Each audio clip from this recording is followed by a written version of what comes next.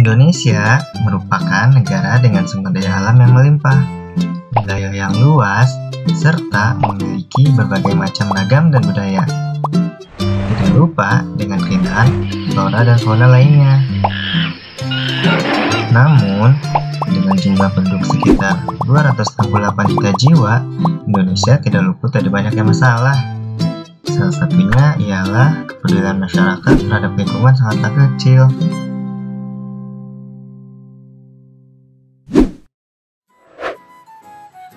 Halo, namaku Dani. Mari kita belajar bersama. Tahukah kamu apa itu lingkungan? Lingkungan adalah segala sesuatu yang ada di sekitar kita. Dan semua yang mempengaruhi kehidupan di dalamnya, termasuk manusia, hewan, tumbuhan, dan lain-lain.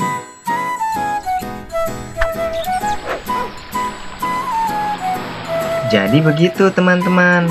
Sekarang, apa kamu tahu salah satu masalah terbesar terhadap lingkungan saat ini? Ya, sampah. Sampah merupakan semua material sisa yang telah dibuang, baik dari kegiatan rumah tangga, perdagangan, industri, dan lain-lain. Berdasarkan jenisnya, sampah digolongkan menjadi 3, yaitu sampah anorganik, sampah organik, dan sampah B3. Sampah organik adalah sampah yang mudah terurai secara alami.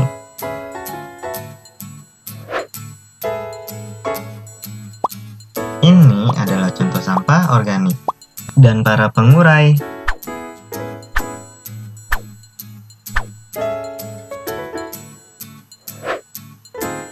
Sampah anorganik adalah sampah yang terdiri dari bahan yang sulit atau tidak mudah terurai secara alami. Ini adalah contoh sampah anorganik. Para pengurai tidak dapat mengurai sampah anorganik.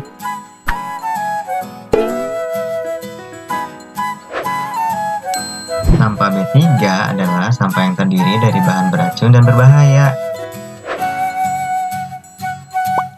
Ini adalah contoh sampah B3.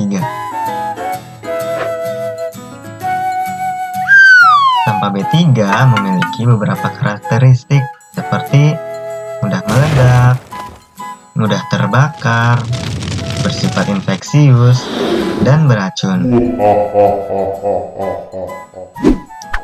Jika tidak ditangani dengan benar, akan sangat berbahaya bagi manusia dan lingkungan.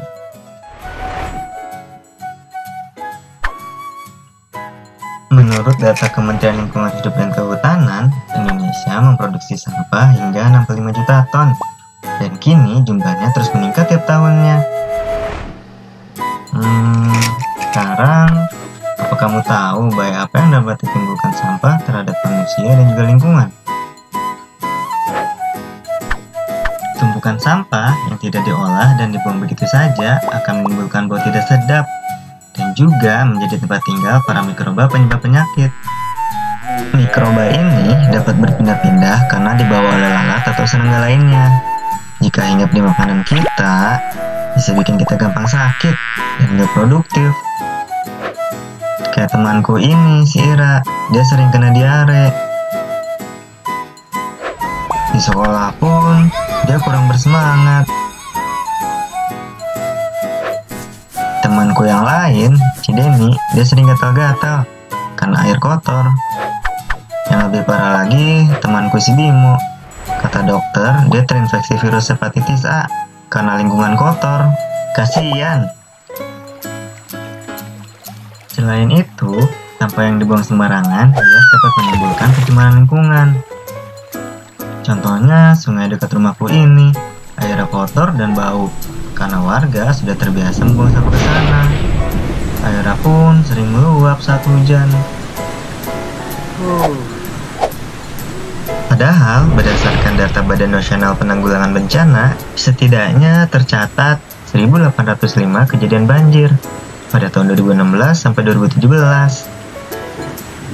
Dan dampak dari kejadian banjir itu sampai menyebabkan banyak korban, hingga 433 korban meninggal dan hilang. Secara langsung atau tidak langsung, sampah-sampah inilah yang menjadi penyebabnya, karena merusak daerah aliran sungai. Menurut Koalisi Rakyat untuk Keadilan Perikanan atau KIARA, sampah yang dibuang ke sungai itu akan berair dan menguap di danau ataupun di lautan. Lihat deh, jadi mencemari laut kan?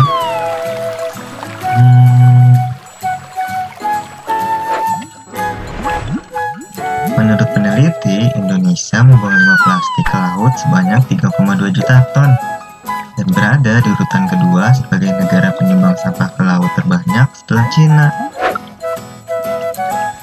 Dan tentu akan menjadi ancaman besar bagi kelestarian ekosistem laut. Pada akhirnya, biota-biota laut inilah yang jadi korbannya. Kasian kan?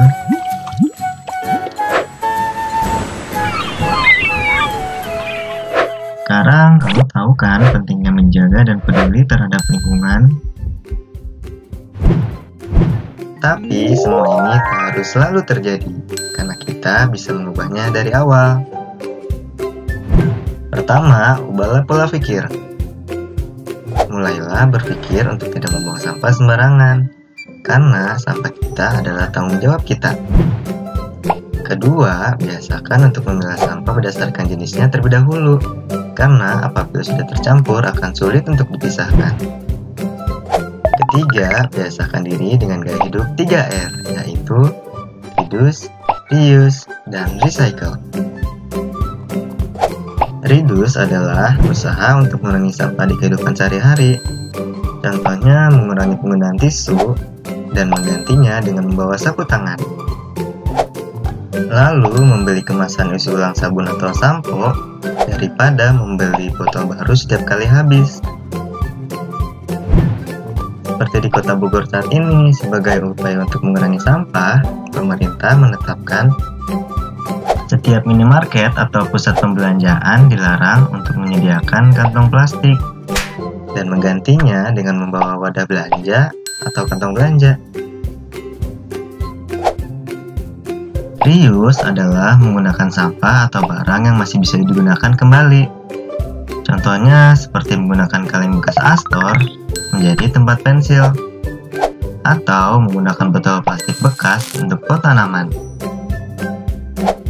Dan recycle adalah mendaur ulang sampah atau benda yang tidak dipakai lagi menjadi lebih bermanfaat, seperti mengubah sampah organik menjadi pupuk kompos bagi media tanam.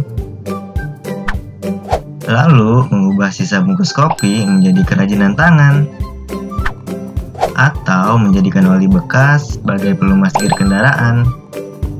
Dan oli bekas juga sering dimanfaatkan untuk bahan campuran aspal.